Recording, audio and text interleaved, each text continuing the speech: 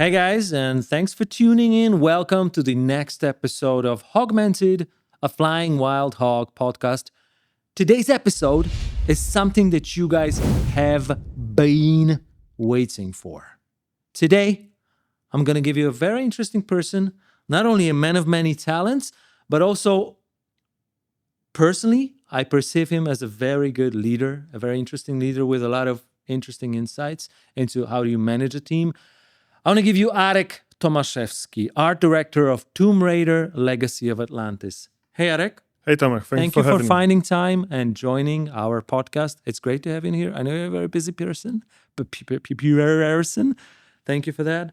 How's it been? How's working on Atlantis? It's been great. Thank you for this chat, and I'm hoping we can talk a little bit about Atlantis as well. Oh, you betcha, brother. Okay. Great. Let's kick it off with something fast, snappy, and responsive.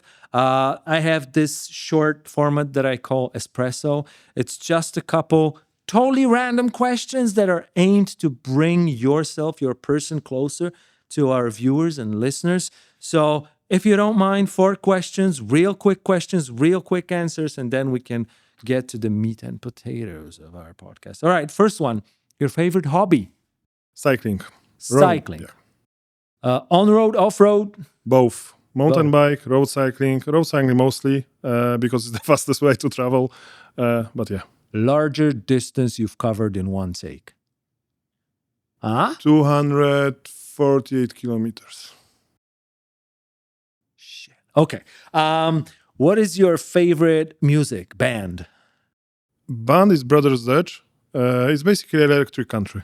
Electric country. So it's what they do these days, the modern type. Yeah, like the modern version. I have not listened to Brother Dage. I have not listened to this one, but if it's country with electronic, I think it's something I gotta try because I haven't. I will. Okay. Yeah, your favorite food? Italian. Yeah. In general. Pizza, pasta. No. Like a pasta, the freshness of the ingredients. I love pizza as well, but like what I love about Italian food is the simplicity of the ingredients, and this. Been centuries where they were cooking it, so they really know what works with what. Yeah. And it's simplicity and ingredients. They can also produce most of the ingredients of any kitchen in their own country, which is quite unique for a lot. Okay. Yeah, it's not reinventing the wheel, but it's totally down my alley. I approve that. What game has shaped you the most, more as a person than a game developer? Yeah, I mean, the first one I remember playing, like, that's stuck in my memory. It's Wolfenstein 3D. So the OG Wolf. Yeah. Obviously, the Tomb Raider, the original one, because I remember playing it with my cousin, so that was a great experience. Then I think there will be StarCraft 2, because I played it the most. Campaign or? Multiplayer. So against, over the internet? Over the internet, or on LAN, like you used to play on LAN. Okay. And from that perspective, the one that most stuck in my head would be Dishonored. Oh, yeah. That would be the prime example of how you do stylization, right? So that it's still a success, but it's not weird. Yeah, I agree. Dishonored was great. Right, Arek, let's start on a little bit more general note. Before you were making games, what was the passion, experience, expertise, or hobby that got you into making games? Before you even thought about it, how did it happen that you did think about it? No, it's a connected process for me. Of course. Because originally I've studied classical animation. Okay. Which is like, the clay figurines. Yeah. Just 8 frames per second. Depends, but like we are trying to do 24, so I keep animating them by hand, moving them by hand. And that was at uni. And back then, obviously, I've been playing a lot of games, but I did not think about making games at all. It was all about the classical animation and just, the video making and this part of the creativity. But for my last project at uni, instead of doing the classical animation, I've decided to do it in 3D. So so I've done this one step with the technology and stuff. And I got really, really into it, into the whole 3D stuff, the whole creations of the characters, creation of the worlds and stuff. And I've continued just working through unbelievable amount of books, tutorials, etc., etc. And I just continue doing 3D, focusing mainly on the characters back then. But obviously the characters is a big, massive part of the games as well, right? Like we create the worlds, we create the characters. Very often the world can be a character itself. But this whole part, I've continued just working in animation studio. I've been started working on the cinematics for the games. So it was a slow, very long process, but it kept sweeping me towards the making the games. Yeah. And at some point, after making all those cinematics and animations, I've joined 11-bit studios as a character artist. And that was the beginning. So, is it possible to separate character from animation? I mean, it's a very odd and random question. I know it, but I always thought that there are people who think animation is more towards technical than art. No, like creating the character, animation is a massive part of it. Exactly. So the way the character moves, the way it behaves, the way it when you reacts, create the character, the animations are important, but you know how you're going to animate. Yeah, like you need to think about the whole package, right? So the character itself and the way it moves is one coherent thing that creates the character itself. Yeah. And they need to work well together. Same with Lara Croft, which Obviously. probably but I just okay. So then 11-bit studios. Yep. And all right, so this is the start of your game dev career. Tell me from that point what happened until you joined Hogs. I've been working for 11-bits for 5 years, I think. I've started as a character artist, and I just moved up very quickly to the art leading role. Okay. So entire art, not just character art. The entire art, yeah. So by the point I was leaving 11-bits, I had a good knowledge of the whole processes within making the games in all art departments.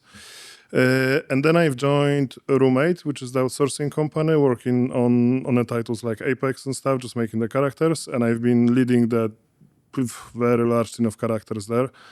Everyone was working on different projects, so it was a really interesting experience as well. After that, I've joined a small indie company as an art director for a little while, and then I've joined Flying Wild Hog. Okay, so already before you joined Flying Wild Hog, you've already gone through a process from individual contributor to the actual leader of the team and the manager and the overseer. So it is not a new experience for you to be art directing a game like, well maybe you've like not directed Tomb Raider before. I agree, but you've been a lead of an art team before. Yes. Interesting. Okay, so how do you transit from being animator, character artist, to actually not making content anymore and having to manage people? I mean, yeah, does it hurt? It does hurt, but very often I'm trying to find the small things that I can work on myself if I have time. You need that bits of content. I need, like, from time to time, I need to do something, like a little bit at least. Even when the team is full in different departments and someone doesn't have time to do it and they say, no, listen, we don't have a time. And I'm like, okay, it's fine. I will do it. And it just gives me so much fun to just continue doing those little bits. As the time progresses, as the team grows, it's smaller things and smaller, and there's very little time to do so. But yeah, I still need it. Even if I don't make it for our game, I need to do something outside of it, like sculpt a character or just do a little sculpture with my son and then print it out in 3D. Like, I need this creativity to just let it out as well. He's not bullshitting you guys, by the way. I have seen it. I can attest to that. I've been on calls where people were like, oh God, this is a new task. We've not seen this before. Arek, I have an idea. I'll try to do it. Nobody thought about it. Nobody has time for it. I'll try to step in. That's Arek for you. I've seen that happen. So yeah. It's not bullshit. By the way, no bullshit. This is something that struck me about you in a very positive way. Your approach to being a leader, art director, and the person who manages the team, the content and the processes, pipelines, and so on, is you always try to talk directly to people and make decisions, and who can help you how to say this, who can help you solve problems in the fastest and most efficient way. This is something that that I think is very unique about you. That's what I've noticed. I mean, just an observation. I don't know if it's unique. I mean, my way of thinking is if there's an issue, very often it's because of the lack of the communication. Someone is afraid to talk to someone else or doesn't want to talk to someone else. And if you just talk directly, very often you can just find a solution very quickly. And also, like those people who are just, like you said, like I was just a character artist, is never just an artist. Like everyone has ideas, everyone can have a solution, and it doesn't need to be a lead or a director. Very often the good ideas are coming from not, like just normal people. So it seems like you are always destined to become a director, a manager, a lead, because you have this overview look over processes, pipelines. That's what it seems to me. I don't know if it's a destiny. I've never met an elderly person in the middle of the woods telling me that that's the way it's gonna go. And yet here we are. Art director sounds like a job that everybody understands how to do because everybody knows if a car or a character is nice, pretty or not. I mean, I'm simplifying this. To those that think too much of it and think they understand things that they actually don't, tell me how a day of a work of art director looks like and all the shit they don't know. Yeah. I mean, I cannot tell you the day, like specific day, because No? it Tell me varies. Tuesday? No. No. I don't mean it this way. Like basically what happens is in a different phases of the projects, those days looks very different. And my job looks very different in different phases. So Yesterday. Today I'm talking to you. Sorry, yesterday. In general now, the process when we are mostly, finishing the game and making sure it's the best quality we can make it, is finding the issues and trying to solve them as quickly as possible. Also, issue-driven development, not content-driven as it was. We've done a content creation. Exactly. So now we're finding what doesn't work. Visually, what doesn't work between the art and the gameplay. And I'm not talking about the people, I'm talking about the game itself. So when you play the game, you need to find what doesn't work and try to fix it. And fixing it, I mean, either by the visuals or by talking to people and finding the solution. And that's where we are at the moment with the game. But in general, it's a lot of talking to people. Like, it's all about people who are making the game. And we have a huge team at HOGs who's working on Atlantis. And each of those departments that I'm directly working with, it has a lot of people within. So the communication line needs to be very direct, very clear to make sure we can make this game great. And that's my everyday task now, really. Like literally just finding the problems, talking to people, finding the solution, and moving on to the next one. Okay. Talking to people is sometimes easier, sometimes tougher, and everybody is different. And it's great that you take it into account so that you try to address everybody independently. But what makes an artist, because your team is artists, I'm assuming, what makes an artist better, easier, more efficient, or just adorable to work with as compared to those that you have a larger challenge working with? Yeah. I think in general, very often, not everyone, In general, not always, okay. no, like not always, people like artists have a big ego and they take personally what they're doing. Statistically. Let's say. But because it's creation, like whatever you create, you take responsibility for it and you start generating feelings for it as well. So that's why you are trying to always defend what you've done and the choices you made. Okay. And in my opinion, the best artist is who doesn't take the art personally. They work on it, they create it, they give in all the passion they have, but they understand that the feedback they can get is not personal, because it never is. It's always about what's best for the game. And if we have artists at HOGs who are not taking the art personally, and they understand that the work they're making is for the game. It's not for them to be like, we want them to be proud of what they're making, but very often we need to take art sacrifices to make the whole game, the holistic picture of the game better. And we have a bunch of people who are thinking this way, and I think that's what makes a great artist. Okay. All right. A part of obvious like skill set and composition, blah blah blah. Like this is the obvious one, right? But like when you get to the point when you are your skills are good enough to work at HOGs, the second level is basically kill your ego. Yeah. Interesting. Probably known to a lot of people, but even to those, it's like, Probably got to remind ourselves about. Anyways, I'm going to turn the tables now. That's what it. Figure of speech. Come on. That's what it takes to have a really good artist to work with. If you were to try to put yourself at the place of an artist and tell me what it would take to be a great art director to work with, can you? Or effective one? No. It's not about effective one or a great one. We are all people. We need to have a clear guideline with the team that we are working. And it's always depending on the project. It's always depending on the team. Art director needs to be agile to work on with a different people, with a different stylizations of the projects. And usually for me, it's creating a very clear, good communication line with everyone. So creating the guidelines that people can work within. So they understand, they don't just try blindly to do something and make the art director happy. They have a clear direction or references, what they should go for. Mm-hmm. So that's the art director job.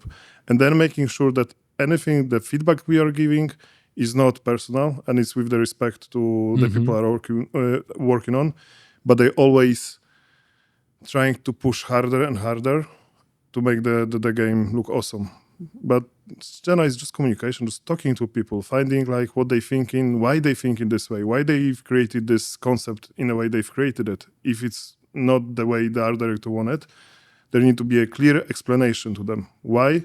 What needs to change, improve, and usually when the art director cannot communicate well what he needs, what he wants, the people are getting lost, in my opinion. And the great art director makes sure that people are never lost. Good one. That's a good one.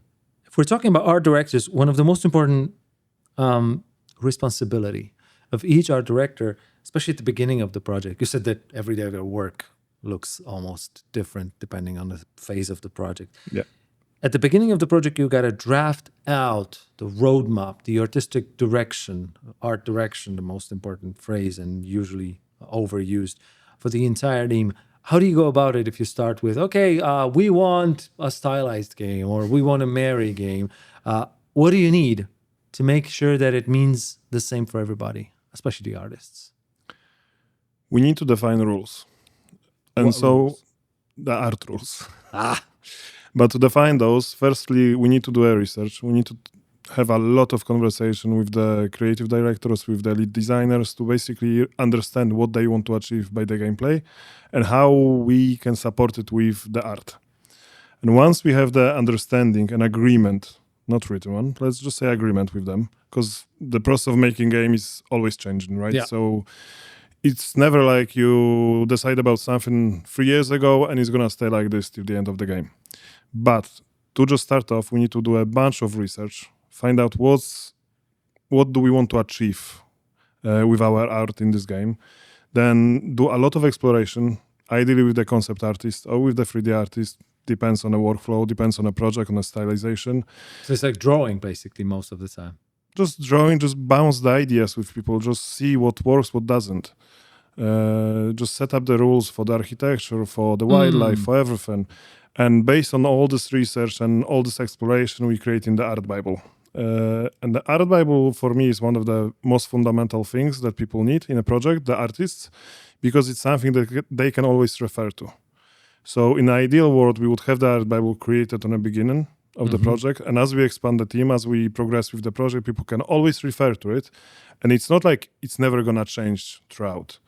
But there are fundamentals, right? So we build the whole art within the game based on those fundamentals. Where's the balance? There's the myth of Art Bible being a 600-page document. No, like it can be 10 pages, it can be 100, depends how granular you want to go, right? And also, once you have the art Bible and you see the reaction from the people, very often they came back to you and they say that something is missing. Like for them, there's no enough information. Or maybe there's too much information, it's too granular. And then you can adjust and, make the Bible so it's not too long, it's not too short, it's just what the people need.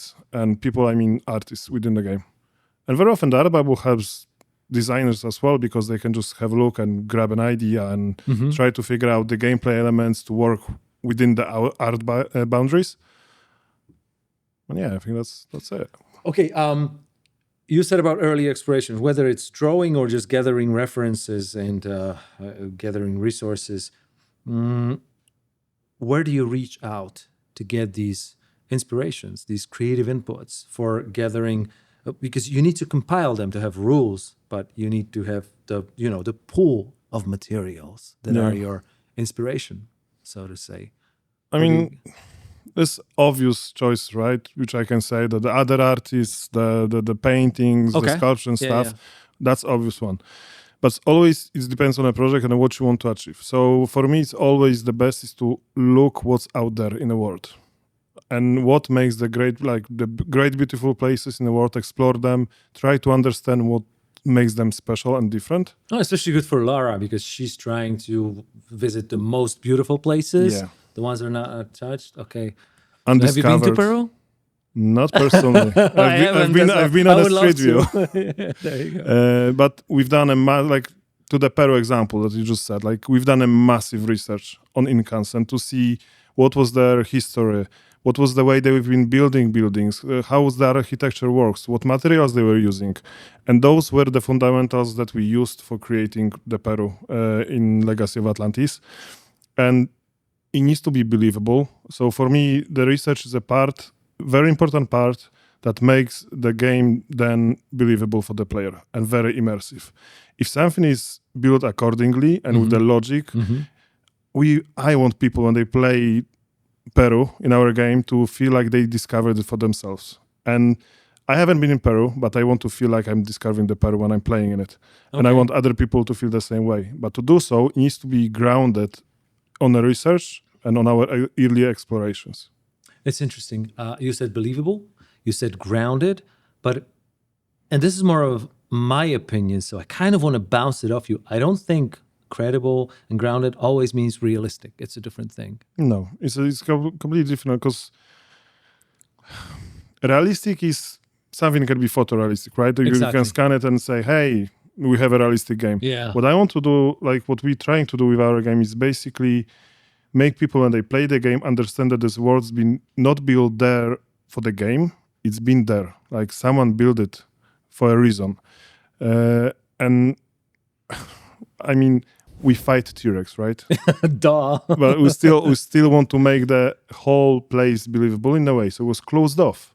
It's a unique place that no one visited for hundreds and hundreds of years. And that's why in this closed off arena of Peru, we have those weird, strange things. But still, if you explore it, there are signs that the people living there, they knew there's a T-Rex there. They knew there's other dinosaurs as well, and they've prepared for it. The way they've been building things, the way they've been trying to separate themselves from the T-Rex and from other dinosaurs, that's what makes the world believable, because there is a whole story behind that we are trying to look at when we're making those levels. It's not like, hey, there's a T-Rex in this area and there's people in this area. It completely doesn't make sense why people would live next to the T-Rex, but let's just make it so because of the game.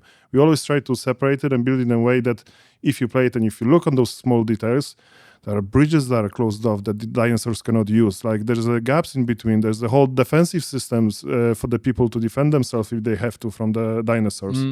There's the whole story that we want to implement and make the world realistic in a way that what if the people would be living there? How they would make it living in the space with the dinosaurs without the technology and stuff and still surviving. So it sounds like one of these elements that is not there for you to notice.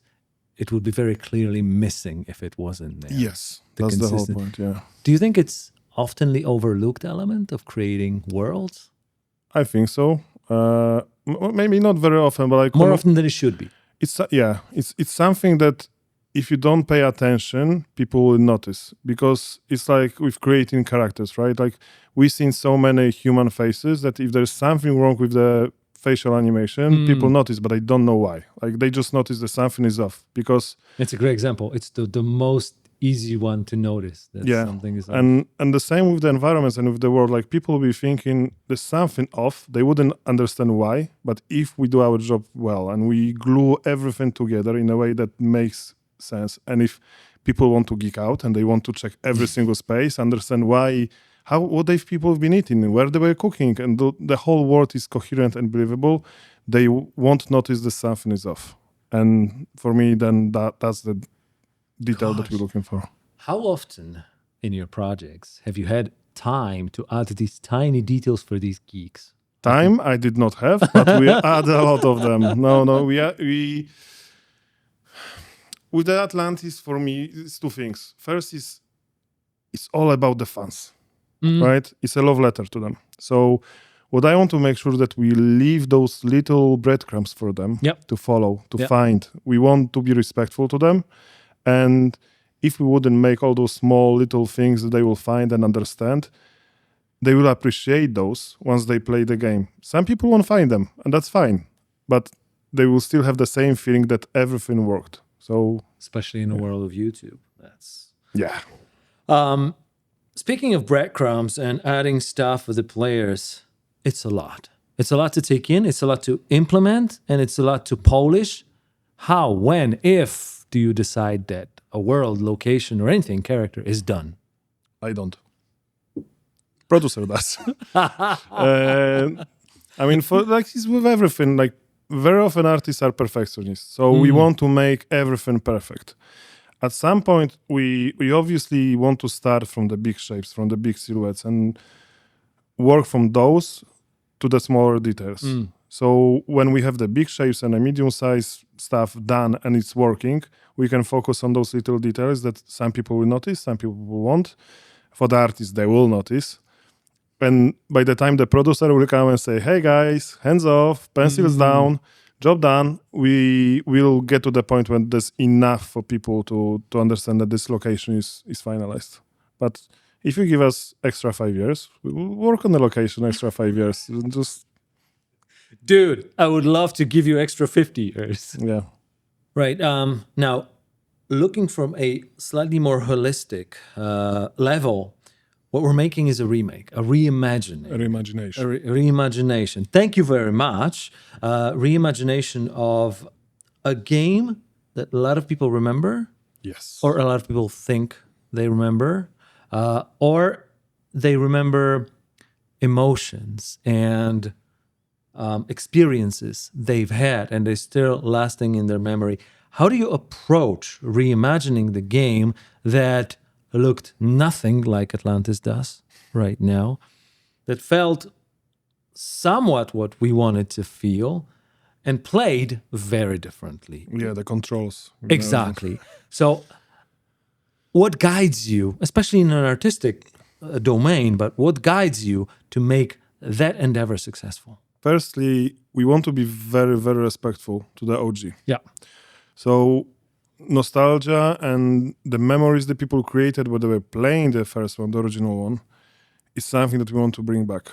So we always look into the original one, see what has been done, like these feelings that people had when you were playing the Peru and you felt isolated, and because of the streaming issues they had at that point, it was not artistic choice. They just couldn't stream the level further, but the feeling was created there back then, and a memory of you just being in this isolated, being alone, the first person to discover this Peru, and then you have this T-Rex just running at you from around the corner, and this memory, like probably everyone who played the game, they remember that there was a T-Rex, and they remember there was a darkness. This was terrifying. Yes, those are the emotions, the memories that we want to bring back. So, like with everything else, and what we're trying to do is deconstruct to the smaller parts possible, and to understand how those memories were created, what the original developers were thinking back then. So we obviously want to bring back all those key elements, those key memories that's been back then, like the T-Rex, for example, like the cock puzzle that we have. We always want to be respectful to the fans, but we want this game to be for everyone. So we want to invite the new people to the Tomb Raider world as well with our Atlantis game. That's why it's a reimagining. Like that's you're why making the same experience from... Okay. And that's a very big difference between remake and reimaginations. We're taking the key elements and we reimagine them in our own way, but within the boundaries of being respectful to the original.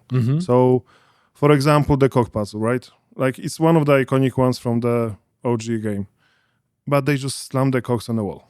And there was no explanation why those cogs are there and what they actually do. I could find a technical one, but you're right. Like within the actual vision of the game. Yeah, like with the lore and stuff, we wanted to bring them back, but also we wanted to settle them in a world that's believable. So for the new players who will be coming in and playing the game, they won't feel that they've been cheated with this random puzzle in the middle of the jungle. So we created this whole world when the Incans built the whole city, and they're using those cogs as a ceremony.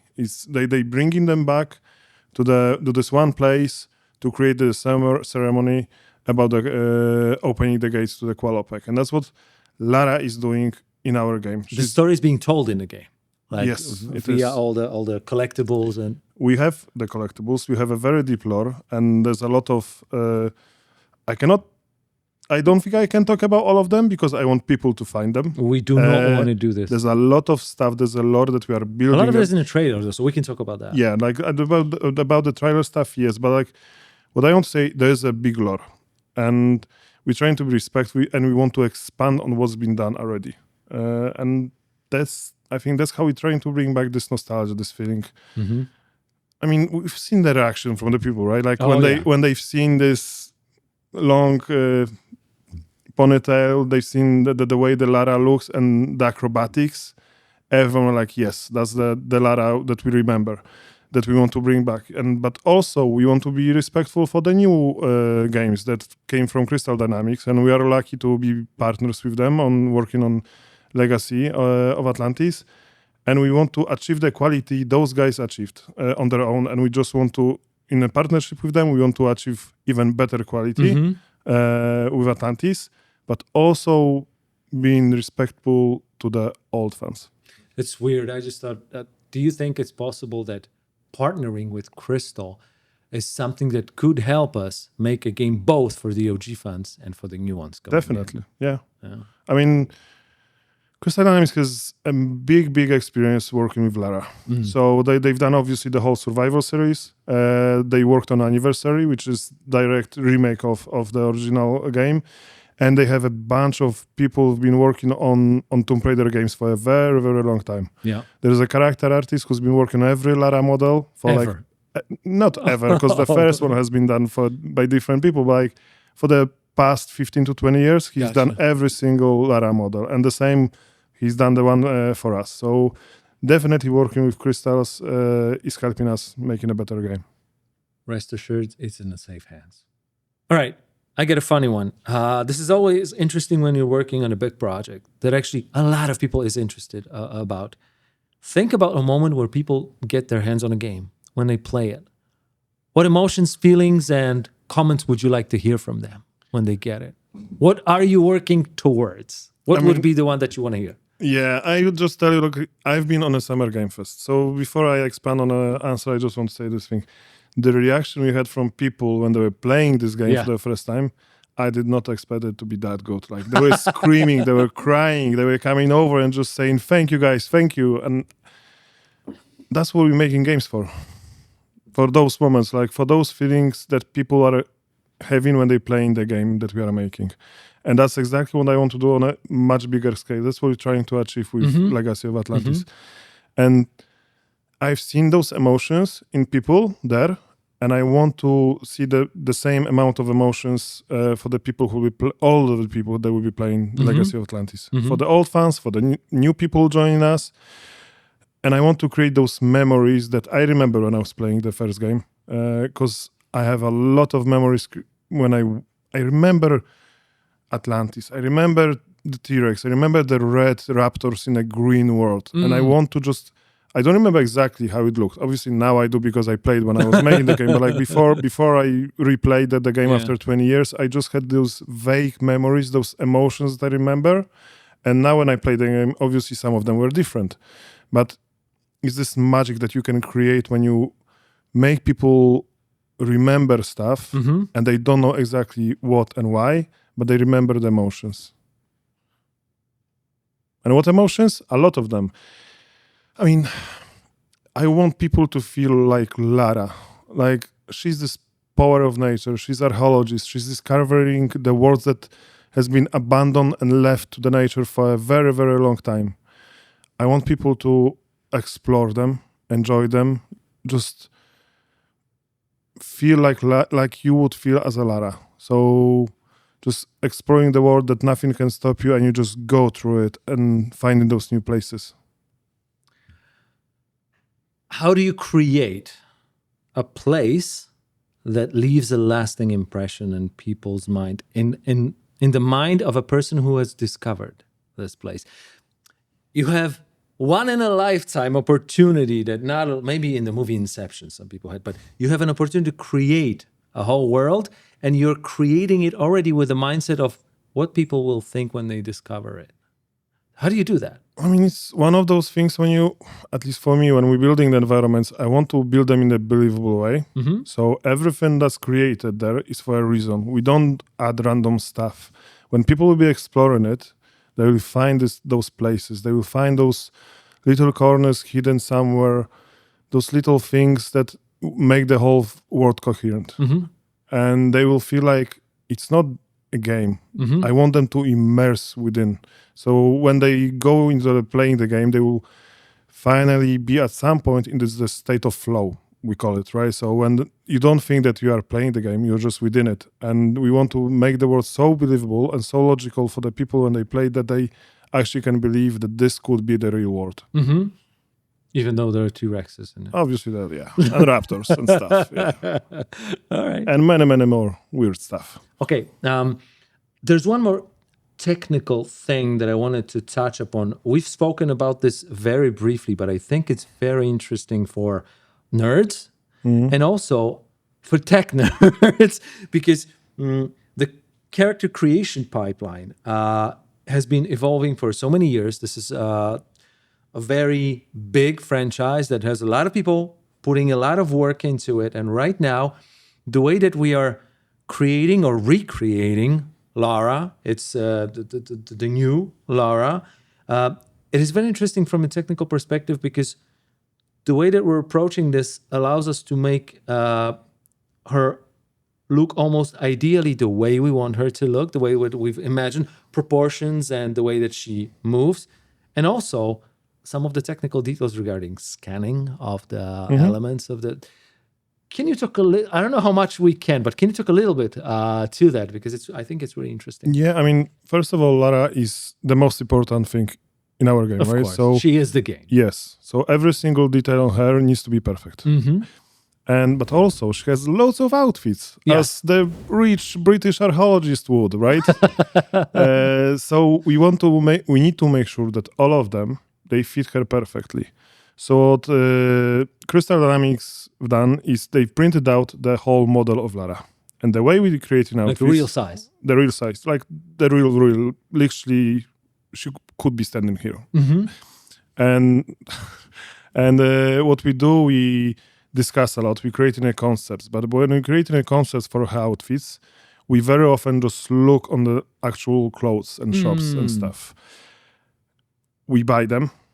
We basically put them on this 3D printed Lara's model, and we're doing all the little adjustments. So like just move this wrinkle up, move this wrinkle down, just make sure that it fits perfect. If it doesn't fit, what can we clean up after scanning the process?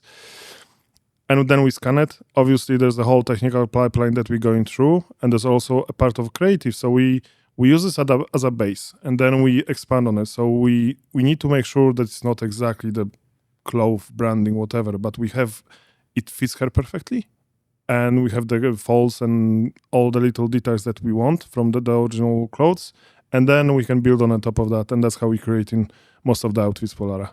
Yeah, which I think is awesome. Oh, and if you are one of these guys who have seen the very first trailer of Tomb Raider Legacy of Atlantis for the very first time, and one of your thoughts was, wow, they managed to bring back the old OG Lara, this is one of these tiny technical tidbits of how these guys were actually able to pull this off. I find that very interesting. I don't know about you guys. I don't want to make it sound like it's just one person making the game. I'm really curious about how it is working with the art team at Flying Wild Hog. Of course, working at Flying Wild Hog itself as well. But looking at, for example, the behind-the-scenes videos that already are out, and I know more are going to be out pretty soon. It seems like this team is really passionate, Yeah. really knowledgeable. I'm curious of your impression of working with them, leading them, and managing them. How is the team, man? Team is awesome. And I mean, the team is the most important ingredient of making a game.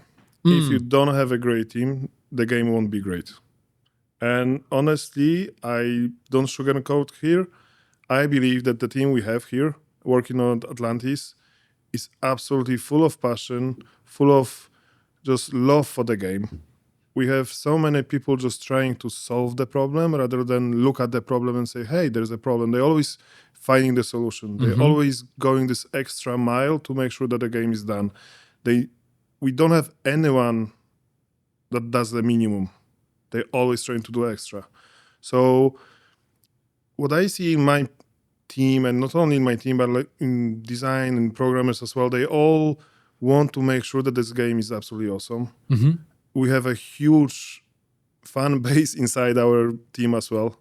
I've got something that I call internally my geek squad, and it's my council. Like it's people from design, from art, but basically those are the people that love Tomb Raider so much they know everything. Okay. And if I need some help from lore perspective or to understand what fan would think, I can always just go and refer to them, talk to those people. Oh, it's a great thing to rely on. Yeah. It's absolutely fantastic. And also like they coming over to me and they like trying to add those extra details that I wouldn't know of without them.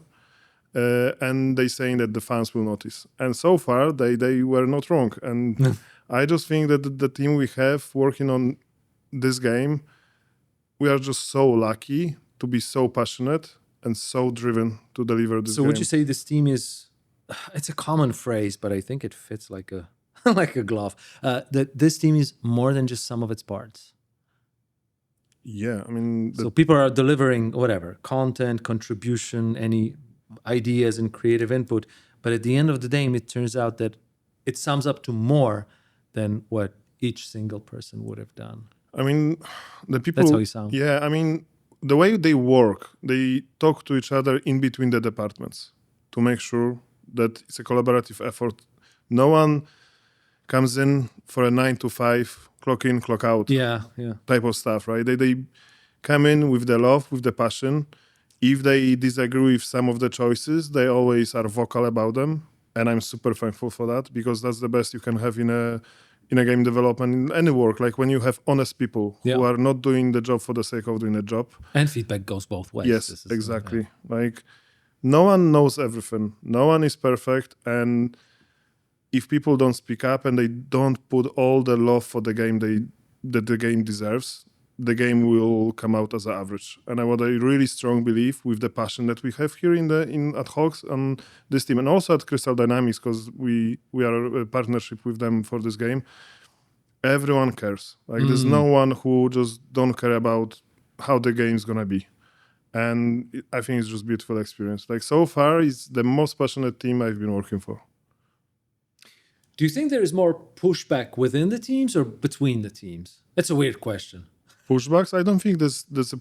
Or like creative friction, feedback, and... Yeah, but creative friction is good.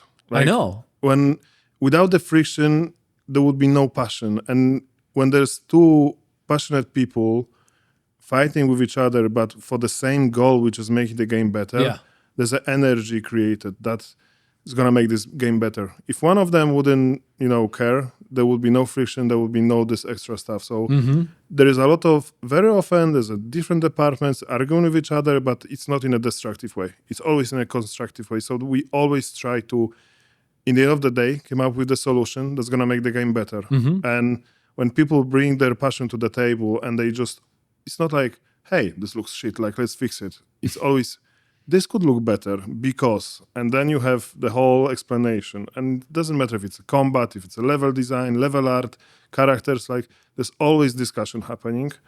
And I have not been on a meeting when there was just a silence and people like, yeah, let's just move on. Let's go to the next tasks.